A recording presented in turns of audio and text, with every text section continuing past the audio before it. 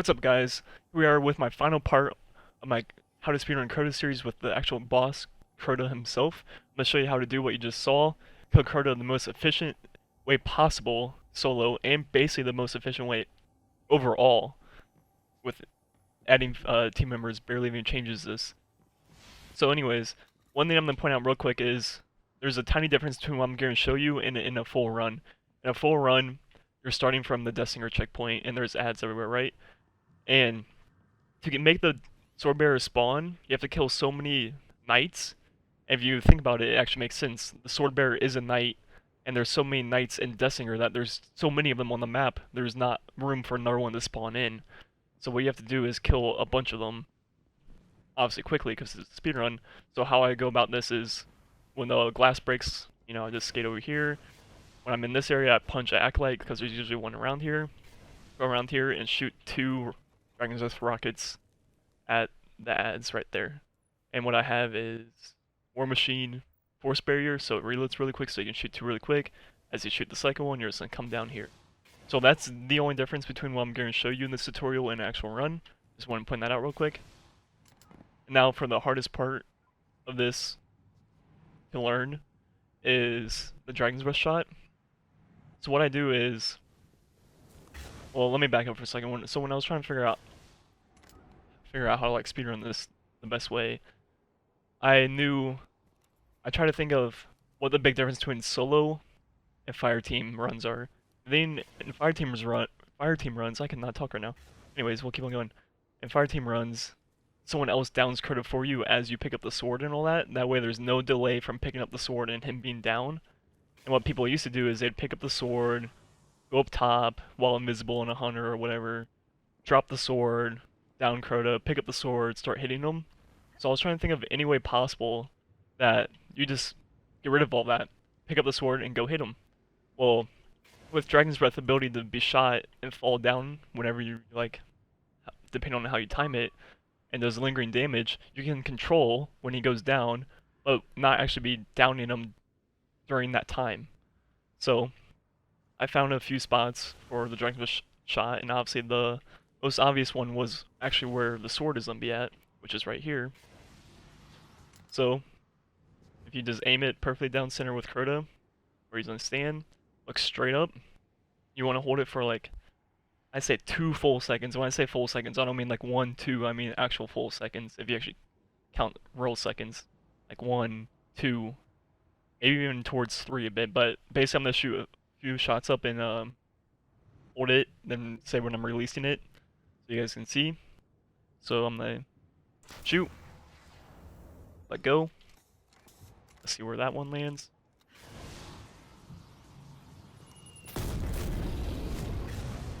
And then I didn't hold that one long enough. That might hit him, might not. Let's shoot another one. So right there, if it didn't go far enough, you want to hold it longer, obviously. So like that, let go. And this is just really muscle memory and timing. Like, I'm not physically counting in my head right now, like 1, 2, 3. I'm just kind of know the duration of it. Even though I haven't done this in a long, long time. Shoot a few more.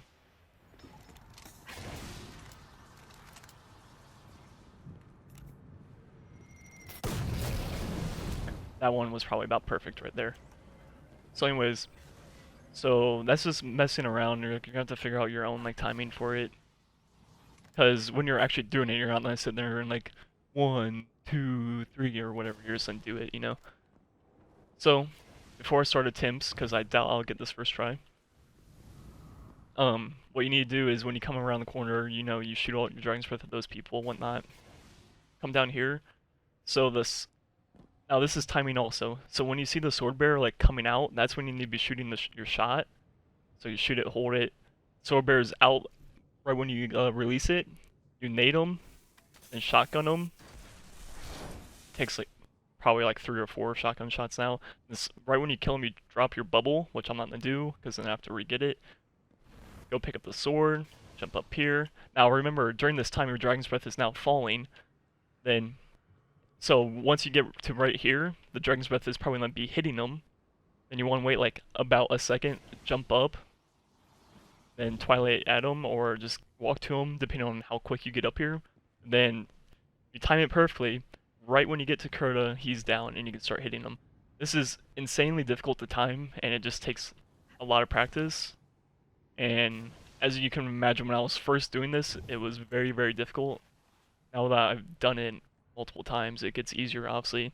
And now that I've figured out the timing on all this, obviously it's easier for other people to do it, but figuring out the timing on that was pretty hard. So when I start doing attempts, I'll probably do 3-ish. If I don't kill him, it's whatever. I'll just, you know, show a video of me actually killing him again.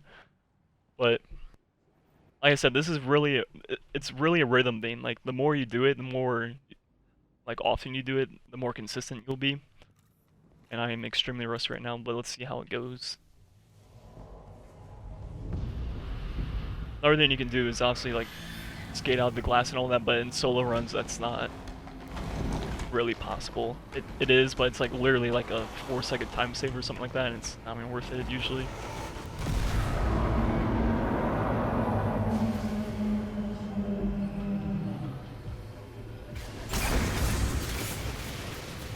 You don't have to worry about taking damage that much, because when you place your bubble, you get your health back, plus there's Chalice on normal, so...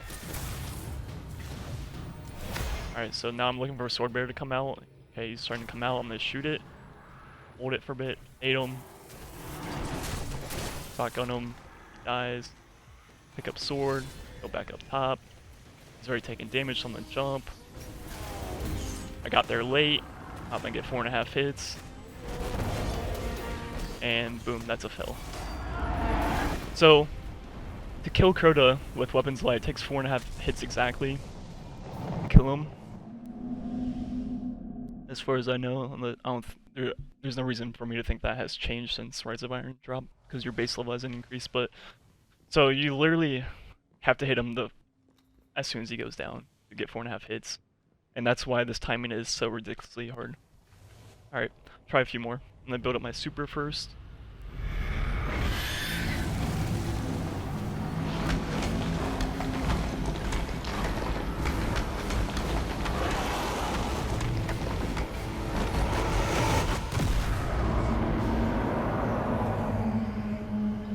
What I might do is I get a faster firing shotgun.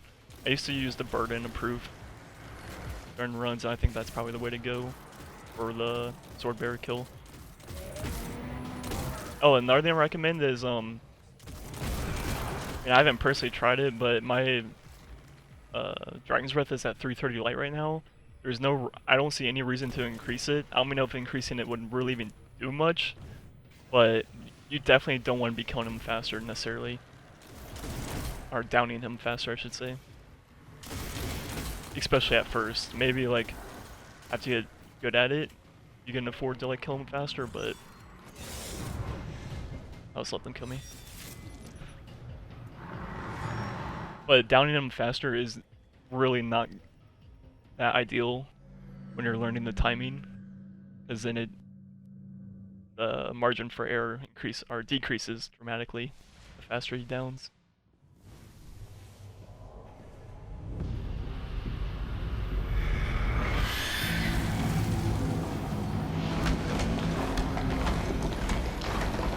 Alright, attempt number 2. That last attempt was literally my first attempt at this, and probably since my last Crota sub 8 attempt, which was like probably a month ago now.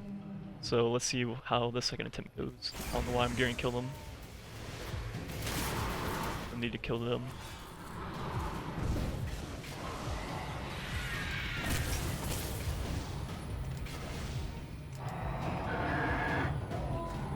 Shoot.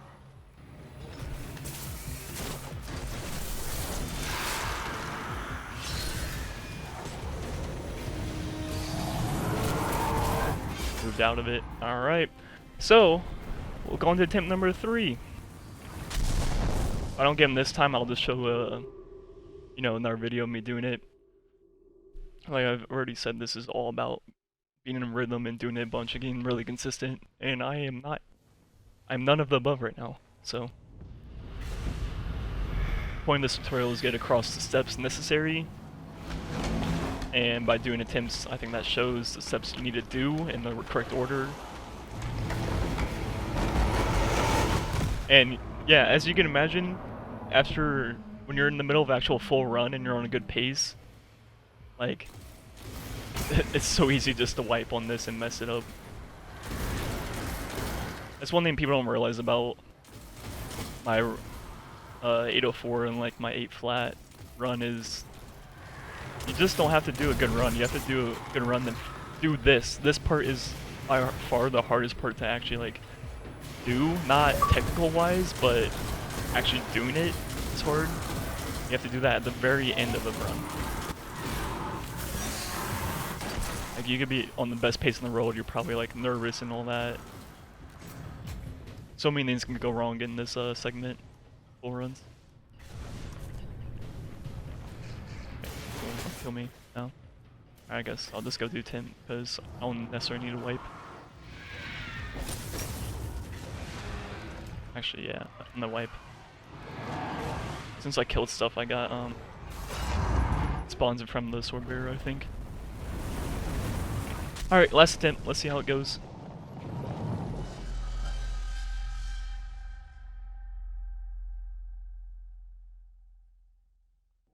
And while we're waiting for this to start up, I mentioned earlier that you can skate out of the glass and all that, but you actually can't skate out of the glass unless you have latency. So you need to be like downloading something or streaming or like anything to reduce your internet speed and latency on it to actually skate out the glass. I mean, if you have terrible internet, then you probably could do it anyways, but... Alright, attempt number 3. See how it goes.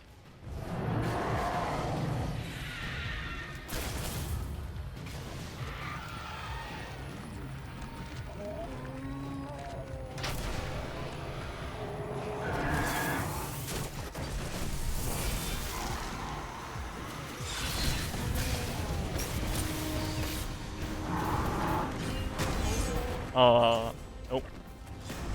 Alright. That was probably one of the worst ones. Alright, anyways. So, as you can see, the steps you need to take to actually do this. Now the timing, that's something else. Right there, what happened wrong was I waited too long to jump up there. And when I did jump up there, it was already like downing, so I just went to go hit him. But if you hit him in the air, your combo takes longer, your first RBRT takes longer, and therefore you won't be able to get all 4.5. So you have to jump up at the right time, get to him at the right time while on the ground, without him slamming you and not going down. So it's a extremely close timing, but obviously it's very possible, and it just takes a lot of timing to get used to. And yeah, and it's really rewarding once you do it. If you've never done it before, if you just want to do the kill Crota on one knee solo just to do it, not actually try to speedrun and not actually do a full run or anything, I recommend doing it. It's pretty fun. Anyways, thanks for watching my last part, and I'll probably leave the link to all the other parts in the description. And yeah, there's my series on how to speedrun Crota Zen on Titan solo. Goodbye.